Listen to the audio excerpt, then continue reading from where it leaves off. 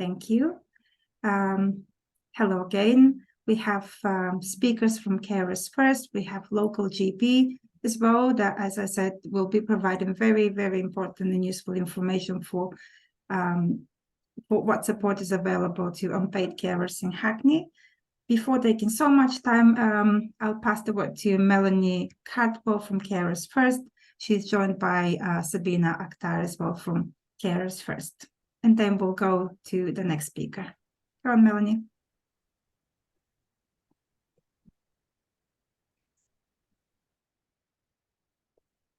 Hi, as mentioned, I'm Melanie and I'm a care support advisor from Carers First. And just going to start by talking about identifying a carer and what is a carer. And I like to start with an example, a friend that I'd spoken to who mentioned that her son had sickle cell and was on dialysis. He never leaves the house. He also has severe gout and depression. He'd given up on life. And this friend would leave work. She works every day, Monday to Friday, and she would go to the house and she would go to care for him. And she would support him to cook, support him with cleaning, and really just beg him not to give up on life. And I asked her, do you realize that you are a carer? And she said, no. And I said to her, do you realize that you're entitled to help? And again, she said no. And at that point, she started to cry. And this is what we tend to find with many carers, as the statement says here. They don't actually identify or recognize that they are carers. As Jacqueline says, caring for my husband is just part of my role as wife. And I didn't consider myself as a carer. So, who are carers? It's estimated that there's over 19,300 people in Hackney who are actually providing care. And over half of these carers are caring for more than 90 hours a week. And nearly 3 in 5 have had their own physical or mental health conditions. And nearly half have been caring for more than 8 carers. I'd just like to share this video with you.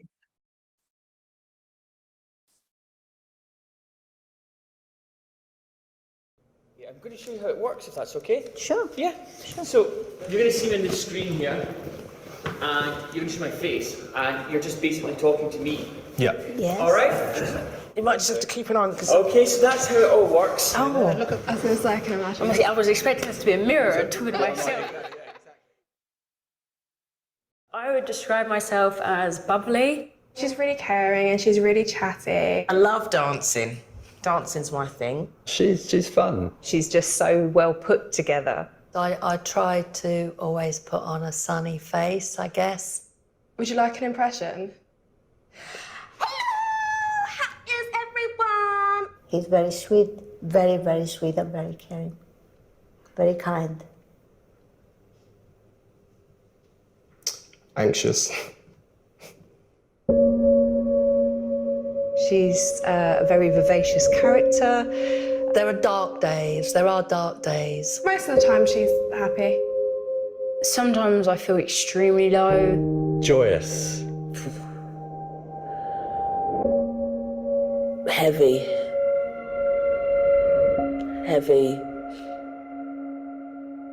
Yeah. Very thoughtful, very caring person. He's really lovely. Honestly, I'm kind of sick of it all. And it's hard for me to say, but there comes a point where you just stop kind of caring as much. Yeah, I think she's pretty open. I still don't open up about a relationship. I don't open up about my mental health. I don't open up really about anything. Does it ever feel that talking to someone might help? Sometimes I feel like it might, but I struggle to open up to people. I've just built this brigade of walls that I don't know how I'd feel about actually opening up to someone in depth. I don't want to burden them when I don't have to. I've spent how many years as a kid, and I felt like they've been taken away. And now, even when I'm 20 and I'm just making my way into adulthood, I feel like it's still affecting me quite a lot. thinking, oh, no one understands me, feeling very alone, feeling very just on my own.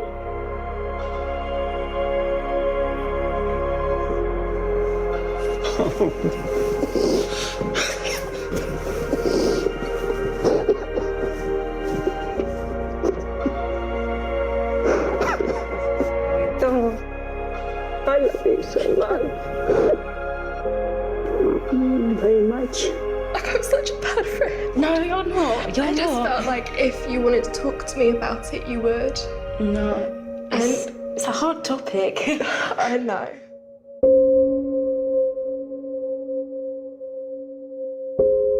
Did you see my impression of you? Hello.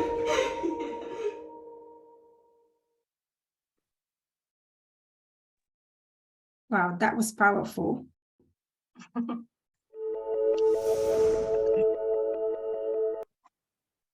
Sorry, I'm just getting used to this PowerPoint.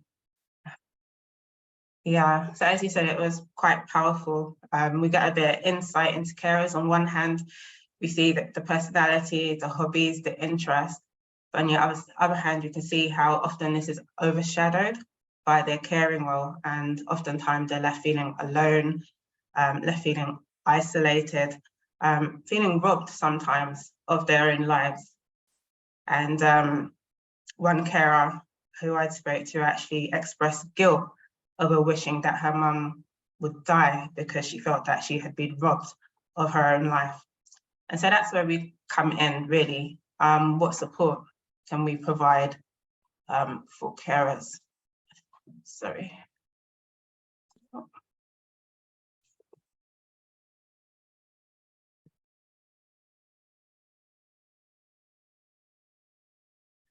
I need to know how to get back.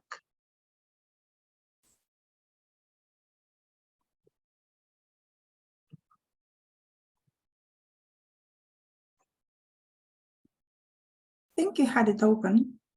Sorry.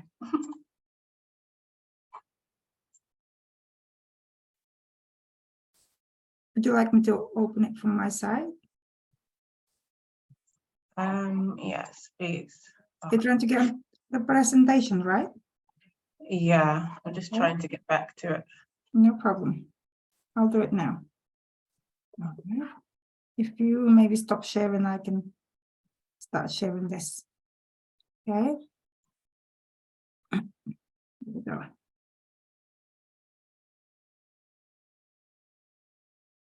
Okay, yeah, so that's it. So this is where we come in, and we try to help the carer to really gain back a sense of self. And some of the ways we do is like teaching the carer or helping them to look after themselves. And we have things such as carefree breaks. So we have a 2-night break where they can stay anywhere in England, and that's just for £25. But we also have grants where we can support our carers with up to £300 to go on a holiday for a bit longer. So I spoke to a carer who's very excited because she's now able to travel to Barbados to visit her family, which she hasn't done in a long time. It also involves mentally supporting them.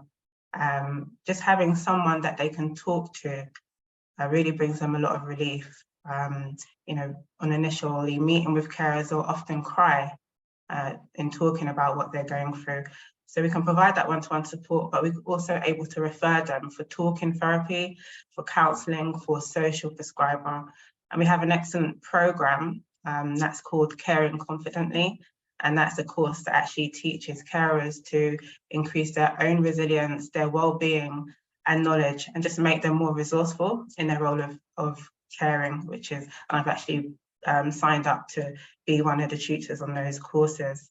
It was really nice to see one of the carers that I supported. She started off really timid. She really felt invisible, like she didn't have much support. And after supporting her, she was transformed to a new person. She happily came to tell me that she was able to march down to her GP surgery and ask for much needed support for her aunt. So her confidence really grew through the support that she received from us at Carers First. So the next slide. Another way that we do support our carers is just helping them to connect with other carers. And we really can't underestimate the importance of carers meeting with other carers who share a similar story or in a similar circumstance, because they encourage each other, they empower each other, they share tips as well. And some of the ways that we do that, we have a few groups running. So we have a dementia group, which is at St. Joseph Hospital, and that's run in partnership with Namaste Care, which helps our carers to learn tips on how to support those who have dementia, and also they can access bereavement support in those groups if needed as well. And we also have a mental health group for some of our carers, which is a really wonderful group where they have empowering conversations and they're encouraged to really transform the way that they think. So they focus on the small wins, on what has gone well. So they come away from that group feeling really mentally lifted and empowered as well. We also have a Turkish and Somali group, and I've had the privilege of visiting that group with my colleague and seeing our carers receive a much needed back and shoulder massage. They receive help with referrals, benefit referrals, and refreshments as well. And also we have our young online 18 to 25 group as well. We're also initiating a group for those who support people with learning disability and autism, and I'll be actually running that group. So I'm looking forward to starting that. That will begin in April.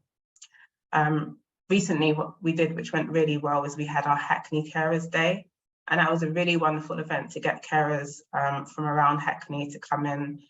They enjoyed massage, enjoyed manicure, food tasting, opportunity to sign up for cookery classes, stalls that provided useful information and resources, even a prize raffle. They were provided with lunch. And Councillor Kennedy, he gave a wonderful speech which really demonstrated the appreciation and acknowledgement for the work that our carers do. And apart from that, they were able to leave feedback to say what they enjoyed and how they would like events like this to be run in future. So we work with them really in providing these groups and events in a way that they want it to be run. Next, please.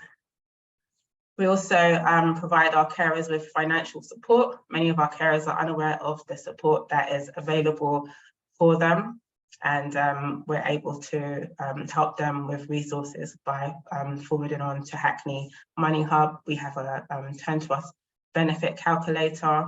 We work along with Age UK.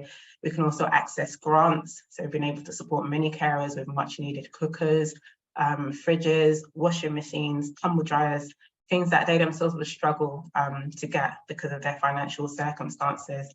Also supporting with food vouchers, food bank vouchers as well, which I'm actually signed up to issue as well. Also just providing them with awareness of spaces, warm spaces, places that provide free meals. We have data SIM cards that we can support our clients with, which eases them off of paying the bills for several months when it comes to mobile and internet and data provision.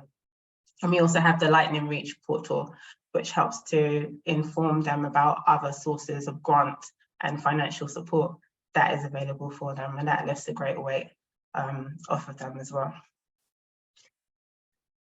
So the next slide, please.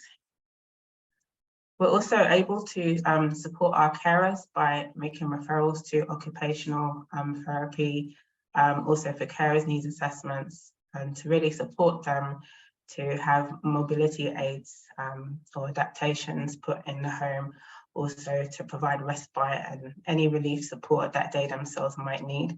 Oftentimes they're just too tired to try mentally to access these things themselves, so we're able to step in and provide the support to access those things. And I've had the privilege of supporting several carers, although I've not been there as long as my other colleagues, but I had the privilege of supporting carers to have, you know, mobility aids and respite care arranged for them. And it's really wonderful to see how grateful they are for that support when they receive it. Next slide, please. Another way, other ways that we're able to support our carers is in planning ahead. And this is something that many of our carers oftentimes have never heard of, never even thought of doing these things. And for example, emergency plan, having that document in place, which will explain how their loved one should be cared for, what their needs are, what their dietary needs are, what their care needs are, any allergies, what their medication needs are, just in case there's an emergency and they're unable to provide that support themselves. So we have the emergency support plan, the Herbert protocol plan in cases of those who may disappear as well. So this is something that we're able to support our carers with. And actually it's a great relief for them when they do fill that out and realize that, you know, they've got something in place just in case they're unable to provide that support. So next slide, please.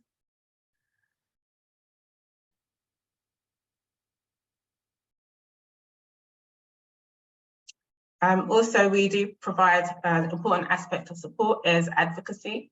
I've supported many carers who have outstanding repairs, very serious repairs in the home that has been left unattended to, and they've been neglected by the council and housing, and they're just, because they are so exhausted mentally and physically, I find it hard to find the energy to pursue the support that they need to get these things sorted out.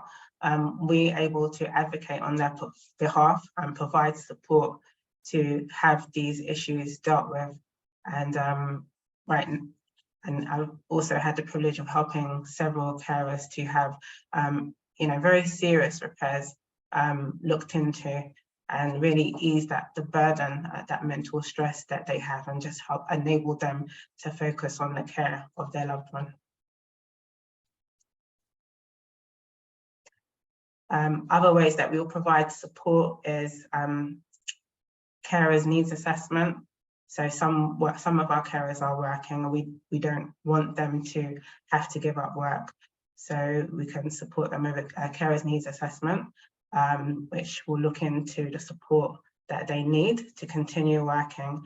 But also we have information packs for employers, because some employers may not be so sympathetic to a carer's needs to maybe have time off and how their carer might impact their work. So we've got some information and resources for employers, but also information for the carers on their rights to request flexible working hours and to request time off.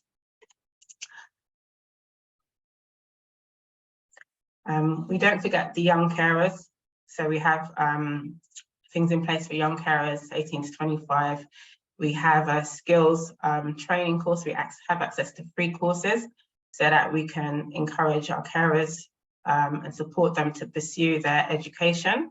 And this is very valuable. My own team leader herself was a young carer, and you know, she herself received support to continue her education, which really helped her with her career. So this is a really important aspect in supporting our young carers.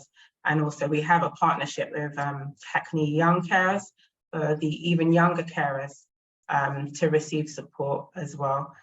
They too can have access to breaks. The SIM cards are available for them as well. There's financial support and respite support that we can support our young carers with as well.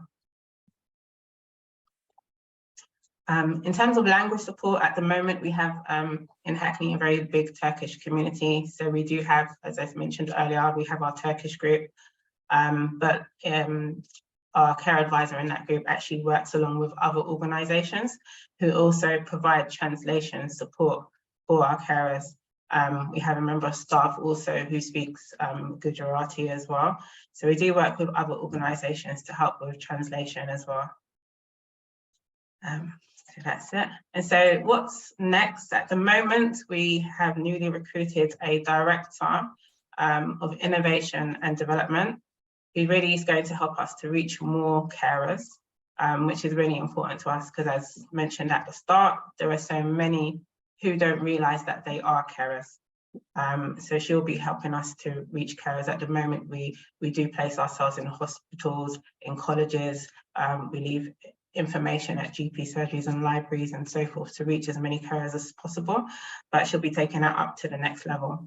And also in terms of us as staff, she'll be helping us to upskill as support advisors in certain specialist areas like dementia, hospital discharge, substance misuse. So there's a lot more growth on the way, and a lot more prospects for carers receiving support from us at Carers First. So lastly, it's how to make a referral to Carers First. It's very simple. It can be done online via our website. You could do a professional referral, or someone can do a personal referral for themselves. So it's very simple and very straightforward. That's the website there. And these are some useful links that can be shared with samples of the training courses and groups that are available, and also the Lightning Reach portal. Well, thank you for the excellent presentation, Melanie.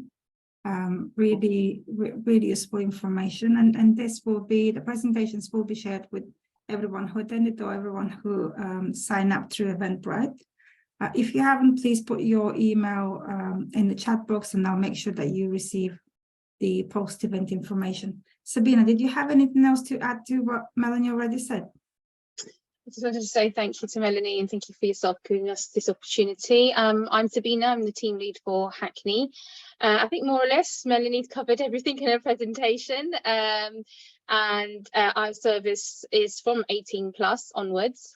However, like Melanie said, we do collaborate and work and make referrals to the Young Adult Carers Service, City and Hackney Carer Centre, and also Young Carers Service in Hackney as well. So yeah, I think that's really in a nutshell. That's us. Thank you very much. And I can see there are some questions in the chat box, but I think that some of these will be responded by our next speakers. And if they're not, once they finish, we will be able to go through the questions and see if we can get a response for that. If we don't have time for all the questions, I'll make sure that I pass them on to the appropriate speaker, and then hopefully you will get the responses with the post-event information. I hope that's fine with everyone.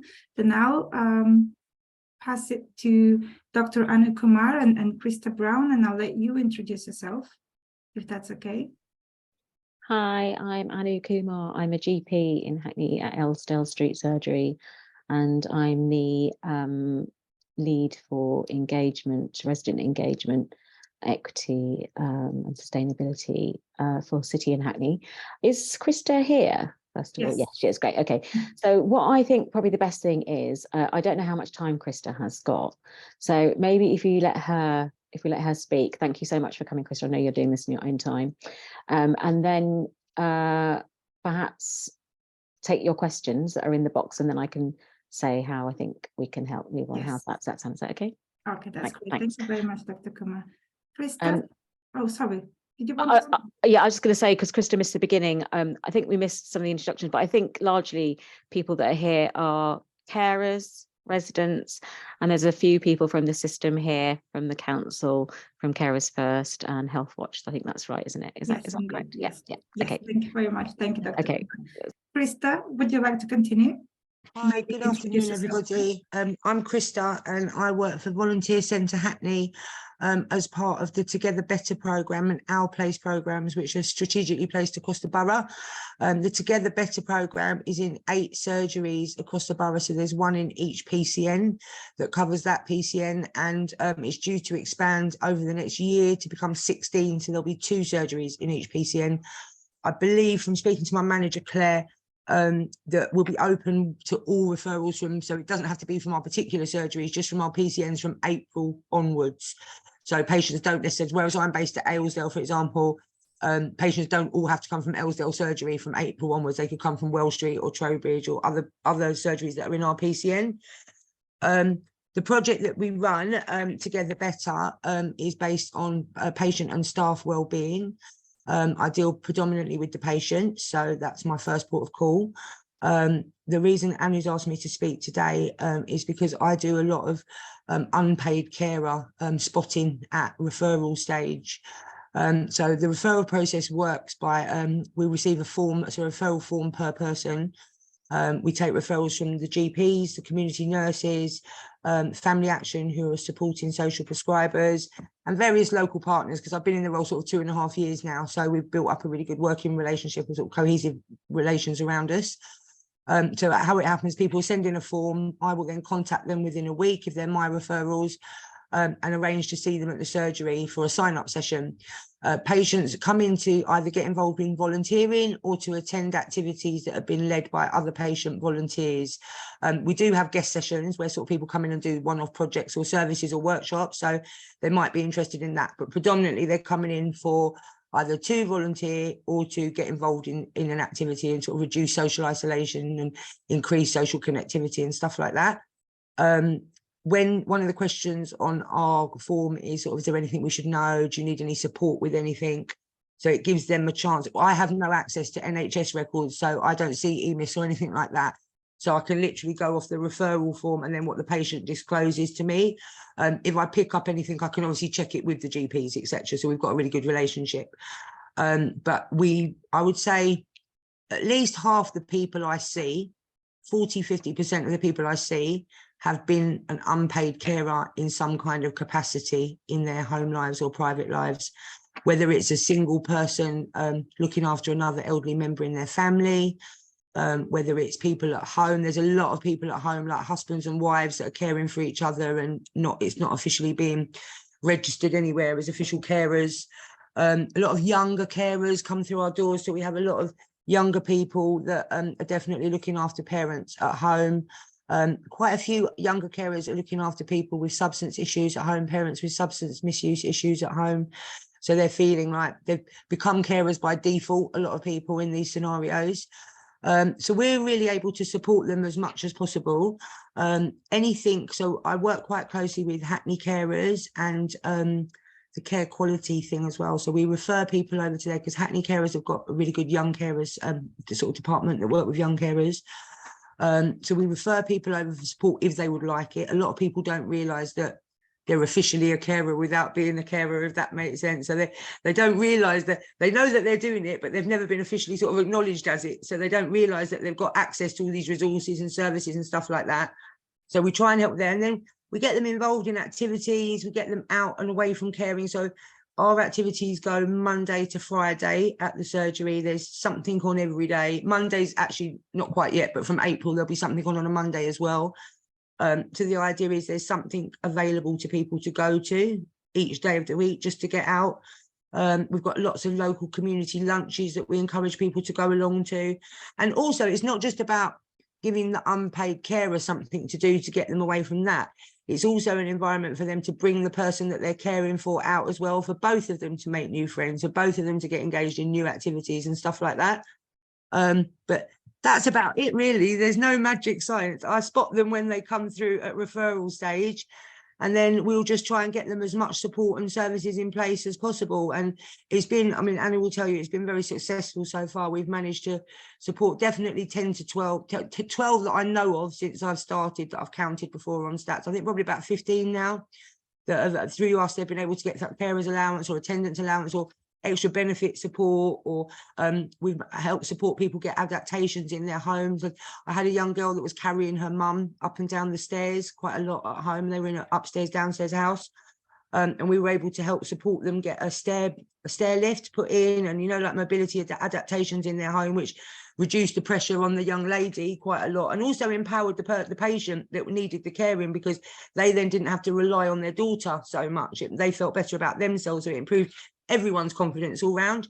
So that's the kind of stuff I do. There's no magic formula. I'll let Anna intercept and speak on. Yeah, that's great. Well, there is sort of a magic formula, isn't it? It's like kind of the energy that people put into their jobs, which is amazing. So do you think that it would be a good idea to go to the questions that people have asked in the chat? Yes, I think so. Thank you very much, Krista. Very good. And obviously you do a very important job. I'm pretty sure people appreciate it anyway. Okay, so we have a few questions here, and I do have my list of questions as well while you were speaking, Melanie. So, okay, the first is, let me just have a look. When would the carer have time for any of this? I think it was related to your presentation, Melanie. Okay, so the person says, my GP surgery only has social prescribing for half a day a month. Impossible to get an appointment at a convenient time. And just to very quickly say, when I attended this carers event that you organized, Melanie, I spoke to probably around 10 Turkish-speaking women who were carers. They were caring for their family members, and none of them really was aware of the social prescribing. Most of them were unaware that they can actually request interpreters when they visit healthcare services. Luckily, I think they were in touch with one of your colleagues who speak Turkish as well. And I thought that, social prescribing is a support that can definitely give them some support apart from the GP or apart from carers first, give them some support around their caring, their respite needs or anything else. And I was really surprised to hear that they weren't aware of this. Another lady says, I spoke with the social prescriber and waited 3 months. I'm still waiting for contact to get access towards help, towards food at a center for 650. So these 2 questions are related to social prescribing. First, about the availability of this service, and second, the access to this service. Dr. Kumar or Krista, would you like to comment on this? Well, I can say that I don't think we've got equity across the patch. That's what I think in services. But I think the important thing that we should get from this meeting today is how we can, because I think it does vary from patch to patch. So as Krista was saying, she supports 8 practices. She's actually quite slightly different from the social prescribing service, which is kind of a different service, but obviously Krista can access that. I think it's multifactorial how I think there's different layers of ways we can improve this. But I think what we're talking about is equity here across the patch. So I think what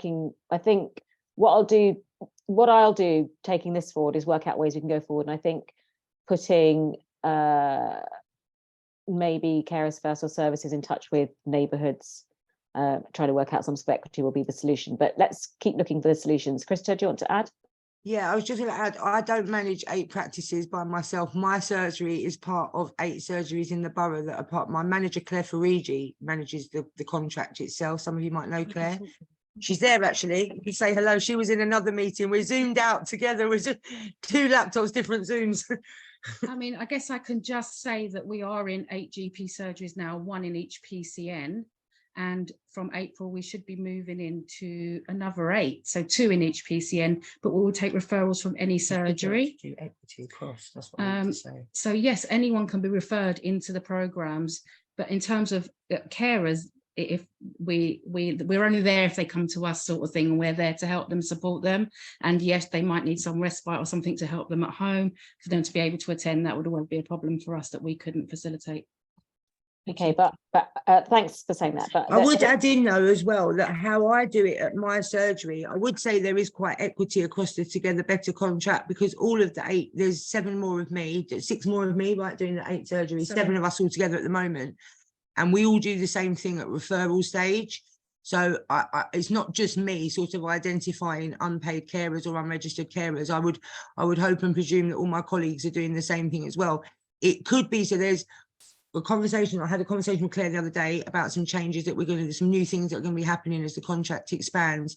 One of the things we were looking at is whether patients are being frequent attenders at surgeries. So Anu, it may be worth speaking PCN wide or whatever, but maybe this is another question that we could sort of incorporate into our referral form or the registration form as a question we could actually actively ask people, are you a carer in any capacity? So we could actually have a way of measuring it, perhaps, if that's something that the PCN decides that they want to do. Woodbury Wetlands, I can just answer that now. The nearest surgery in Woodbury Wetlands is Heron, and there's a lovely lady who does my job there called Anna May. So you can find Anna May in Heron. If you want, tomorrow, I can't do it today because we're hosting a police conversation, but we could send you a list of who's at I which was about to ask for this, Krista. Yeah, it will be really useful because, as I said, within a week of this meeting, I'm planning to send post-event information. And I think Yeah, that's absolutely fine. Also, Anna May, I was just speaking with her yesterday, which is really funny, and she was talking about a lot of her patients have been speaking to her about being unpaid carers. So Woodbury Wetlands, in terms of my team and what information they're bringing back to me, Anna has noticed in Woodbury Wetlands that lots of the patients that she's working with now, and she's only been there for 2 months, have come back to her and said that they're unpaid carers or they're caring for somebody at home. So it seems to be quite a thing in Woodbury Wetlands at the moment for the surgery we're working with. I can get an email sent over tomorrow. I can't do it today, but I can, Anu, I can forward you guys an email tomorrow with a list of who's at which surgery, so you've all got which contact. Yes, that would be really helpful, Krista. And then maybe if you want to pick it up as a PCN thing, Anu, as a discussion, whether we measure this data moving forward in a different way, where we can incorporate it into our registration forms, and then we can actually give you actual statistics and stuff of how many we've had in a year or whatever, if that helps. Yeah, I think there'll be quite a lot of points going forward from this. Okay, are there any more questions that you want to deal with in there? So yeah, I'm just looking at them now. I guess it's both sides can respond to them. Looking after 2 elderly parents but only get carer allowance for 1, topped up with a little income support. Can I get the same payment for the other parent? Who would like to respond to that? Melanie or Krista? Shall I read the question again? Can you hear me? Yes. Okay, so the person is looking after 2 elderly parents, but is only getting payment for 1 of them, and is asking whether they can get payment for the other parent as well. Melanie, would you? We can support them with a benefit check, so that's what we would do. So we will support them with a benefit check to find out if they are entitled to more. So that's where we would come in. Obviously, we wouldn't make that decision ourselves, but we can support them to find out and ensure that they're getting what they are entitled to, which is what we've done with many carers who are not getting what they're entitled to, but we do support them with that benefit check, and then they get what they, what they have been missing. So yeah. Okay, thank you. Well, Eva, if you haven't done that before, you'll definitely can get in touch with Melanie from Carers First, and now make sure that you have their contact details. Okay. If you write a plan, who would supply the substitute care? Same with the breaks that you, Melanie, was in your presentation that you offer to carers. You said they have they go to 2 days break somewhere, or a lady now is going to I don't know where you said she's going to, Barbados. Yeah. Yes. So I wonder what is put in place for them to cover their absence. And yeah, so we can support them as well to apply for that respite care, unless they themselves have someone in mind that can provide. But yeah, we can support them with that as well. Right. Okay. Then we have nearly all the activities and groups are in the morning when I'm not free to attend them. Very good point. Very good question, I would say. Melanie, let's talk about the events that Carers First organizes. Is that considered in terms of what some people can attend and whether this will be suitable for them? A wife, for example, might be waiting for her daughter to come back from work and take over the responsibilities after 5 p.m., for example. You want me to answer, Sabrina? Or yes. Oh, sorry. Yeah, Melanie, you could do. Yeah. Go ahead. I mean, it's a discussion we had recently, isn't it? But we just try to see what works for the majority of carers, so we get the feedback from them. So, so far, I think, Sabrina, it seems that the mornings working, isn't it, for the majority? Yeah, so it's during the majority of our groups are during the day. However, we do have some online groups that happen, but they are in the evening. I would say, yeah. So some of our groups are online, but they're in the evening. But I would agree, the majority of them are during the day. But it's something that obviously, if there was a need or a requirement, we would look at obviously having a group in the afternoon. Yeah. Thank you. And I was about to ask Krista as well, but I can see she left. Dr. Kumar, you might be able to respond in terms of the events and the activities that Krista was talking about. Are they all during the day, in the morning, or in the afternoon? Would you know anything? If not, I'm happy to. I think they are. I think they are. I'm not quite sure if she has anything online in the evenings, but I think they're mostly in the day. Yeah. Right. Okay. Well, yeah. Okay. Right. Thank you. Well, it's good to hear from Melanie and Sabina that this being discussed, and hopefully something will come up from this. Thank you very much. Okay. Where is Krista from? Okay, Krista responded. What's the program called that was mentioned? And Annie, did you want to? Yeah, so that particular one is called Together Better, but that isn't really helpful for residents or patients. I think I don't think that's the most helpful thing. I think it's really seeing what services are available in their surgeries. I think this has been very helpful to get everyone together and to get some people in the room. And obviously it's great to have an event that is resident facing, because all these questions come up which affect, are not that are very holistic, and lots of different parts of the sector involved. So that's excellent. I think there's a couple of things that haven't come up but are in the questions, which it is really worth just focusing on, because did I miss anything? Well, I think there's this thing around some carers don't engage so much, don't self-identify, and a lot of it is around this kind of well, if I go and do something, then who is going to be doing the caring? So there's that kind of issue. There's also the issue around identification and self-identification. Just to let you know that GPs do code carers, so we do always have a code for carer in the notes, and that's because they are eligible for a flu jab. So we've got good coding of carers in the notes. It's obviously we have data protection around how we share that, but I think awareness of this issue is a kind of a good thing for this group to think about going forward across the system. And that's one thing that we can work with the system to take forward. Claire Small, I think, has just left, who's on my team, but we've been talking about doing something for quite a while. I do have some sort of questions from my point of view, which I don't know is suitable for this particular well, we can certainly try forum. Just while you mentioned the flu jab, Dr. Kumar, I've got something to say, but nothing is done about the code except the flu jab. Well, it is in the sense that we practice a family-based practice. So we're kind of, if we're dealing with someone, we tend to know what else is going on in their lives. I mean, it is taken into consideration.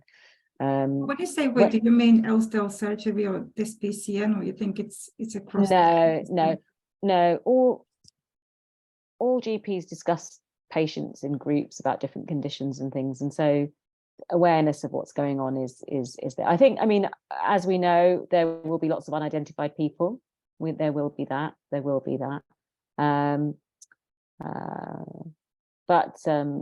But yeah. And I think awareness of this issue, which is what you're highlighting, will be something we should think about how we're going to bring that forward, as I've said. Okay. Can I ask a few questions? I mean, I don't know if this is the right. Yeah, if attendees wouldn't mind, we can try the first one. So I was just thinking that in terms of your contact details, carers first, like if I'm talking to a patient about what they can offer, I actually refer them to the carers centre. I actually tell them to go towards the carers centre first rather than to carers first. How do the carers centre, and I've just googled the phone number and the contact details for the carers centre, and they're different to the ones that you put up. I was just a bit confused about that. Do you mind? So the carer, you're talking about City and Hackney Carer Centre, which is different to Carers First. And our details should be on the Hackney Council website, referring on to our service. So yeah, so Carers First holds the contract, isn't it, for carer support in Hackney? Yeah. How does that work? How do you work with a carer centre? So the carer centre, we do make referrals into their service as well. So their offer, what they offer is perhaps slightly different to ours. They have their own social group activities, and one-to-one sort of service that they have, benefit advice that they do, and domestic abuse support, and they also, I think that the 18 to 25, or sorry, 16 to 25-year-olds sort of young adult carer service sits with them as well. So it's that kind of support that we would refer in some of our carers into theirs, so, but it doesn't mean that they couldn't benefit, any carer couldn't benefit from both services. Yeah, I hope that answers that. Can I just admit that I work for City and Hackney Carer Centre? I'm a volunteer there, and we always refer. We will often refer people to Carers First to us. It works is great, symbiotic. So, Thank you. That's good to hear. That's great. Okay, so then the other thing is, a question from me is that, I mean, I'll go around to visit someone's house and I'll be aware probably of who the other person is in that house, because they'll probably be a patient as well, but I'll also be aware they're carers. But is there a home visiting service from any of the organisations to sort of assist, or just is there? So is that in terms of once we receive the referral, are we able to visit the home? If there was, yes, if there was a need for us to visit the home, if the carer was unable to meet us in the community, yes, we would then arrange that, yeah. Oh, that's really good to hear. Okay. Would you have other questions? Well, I was going to ask about the capacity. About one of these questions as well, because it's great to hear everything you're doing and the funds that you've got available, but and obviously we definitely want to raise awareness across this issue and see how we can network and get people together better, especially now we're working at place much more closely.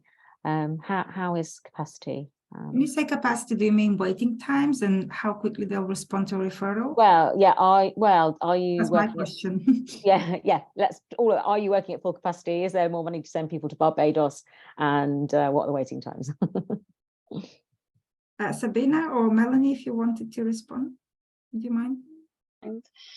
So we normally acknowledge, once we receive the referral, we acknowledge the referral with the carer being referred in within 5 working days.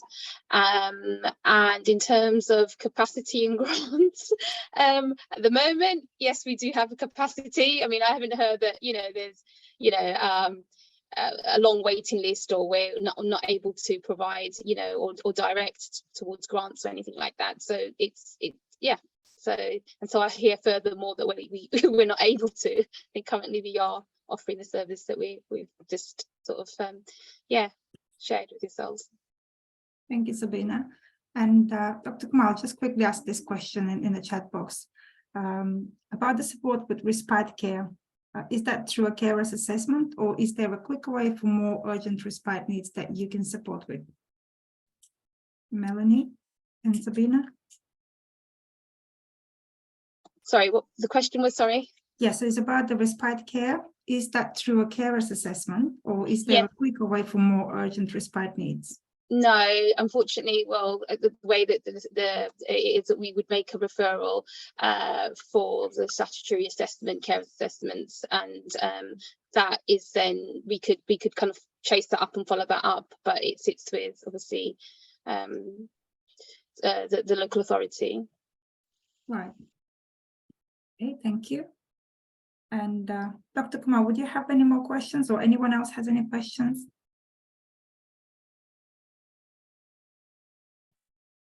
Well, I just think that if it's possible at all to hear from the ELFT Yes, this is why I was asking, because I can see Sam, he wasn't in the agenda, but Sam, I'm really glad that you joined. You have a few minutes to quickly introduce your project, and I'll make sure that your contact details are included in the post-event information. Fantastic. Hello all, sorry I was a bit late. Yeah, I'm Sam McGavin, I'm the Senior Carers Lead with ELFT. We work with the community mental health teams. Our primary function is to carry out care act assessments for mental health patients or service users, people, and carers. So it's the way that we've structured it in mental health, that we have our care act assessors, our carer support workers. In the adult social care, they use the social workers carry out their own care act assessments. We do some other stuff as well, which is focused towards carers of adults with mental health issues. So we run various peer support groups. One of them is with Carers First, which is a face-to-face group, but we also do a boundary setting group, which is about supporting carers around good communication, how to put in boundaries and stick to them. We do a coaching sessions for carers. We work with CAMS to look at our carers of young people coming into adult services to ensure their character assessments are done early within that transition period. Likewise, we work with the Young Carers Service to get their transition assessments done. So I know it can seem a bit complicated. We've got 3 different carers provisions in Hackney, but I think we've got a really good offer with the Carer Centre, Carers First, and what we do here at ELFT. We're a referral service from the care coordinators and staff that work within any of the mental health services. So that includes the neighbourhood team. So it's quite new with the neighbourhood, so we're working out how to maximise the amount of referrals that we're getting from them, but I work with them. We sit in meetings together. We're reaching more and more carers every month. Our carer contacts are getting really good. And we refer into Carers First and the Carer Centre, who are both fantastic, but do slightly different things. Happy to take any questions, but my email address is there, but I'm sure it'll be circulated, and we'll always have a chat about it. Thank you, Sam, very much appreciated. Any questions for any of our speakers today? I'm happy to take questions after this meeting as well, if you send me an email. Now, as I said, I'll pass them on to our speakers. Any questions from anyone? No? Anything else from the speakers to add on to what's already been said? No. Yes. Sorry, I'll just quick, because we've got a few minutes. It'd be great to, we probably haven't got time now, but there's loads of kind of existing work streams to kind of support, to do what we do better. We try and get carers involved in those. In ELFT, we've got people participation. We're working with 2 or 3 carers to kind of co-produce stuff at the moment, and I think the same with the council and with Carers First and the Carer Centre. So there's always opportunities to get involved in making Hackney a better place for carers. We should have a list really of all the good work that we're working on, because I think there is some exciting stuff going on. Anyway, just throw that out there. Thank you very much. I'm just passing on your email address, Sam. Someone was asking for this. That's in the chat box now. I guess it's the one that it's on your instead of your name there. ELFT City and Hackney Care Service at nhs.net. Right, Councillor Kennedy. Thank you very much. I did very quickly want to say thank you to everyone for the contributions. I'm sorry I joined late. I'm looking forward to reading the slide pack, and building on what Sam has just said. We're very conscious that our carer strategy at the council is out of date. In September, we will start getting in touch with you all and working with everyone on getting a proper fit for purpose carer strategy that actually pulls together all the strands that we've been talking about today, and hopefully builds on all the good work you've heard that's going on out there. Sounds really good. Thank you very much, Councillor Kennedy, and we'll look forward to receiving that. Dr. Kumar? Yeah, so to just add to Councillor Kennedy's, we obviously will need have to work together with that one. But I think from my point of view, what I can do and take away from this is I can start to look at ways of building awareness, and I completely agree about the existing pathways around that. I think we'll have to work, as I say, with the council on a really good strategy. But so my team is the engagement team, so that's where we fit in. We do hear this, so we're very keen to hear carers' voice. It actually, carers in the system, in the medical system, sits with the long-term conditions. So I'll be also talking to those partners as well. But I just don't want to make this resident-facing meeting kind of so system heavy. However, just to say that we very much would like to co-produce this kind of thing, so we're very interested in resident. Excellent. And I would like to say on behalf of Healthwatch that we will be happy to support where possible with collecting residents' carers' feedback or with anything else really that we can support, and I'm sure there will be something we can do as well. Then thank you all very much for joining, for presenting. It was excellent meeting. Thank you, very, very much appreciated. If any questions, let me know. Yes, I will definitely be in touch with the slides and recordings. Thank you very much. Have a good evening. Thank you. Thank you, Claudia. Thank you. Thank you.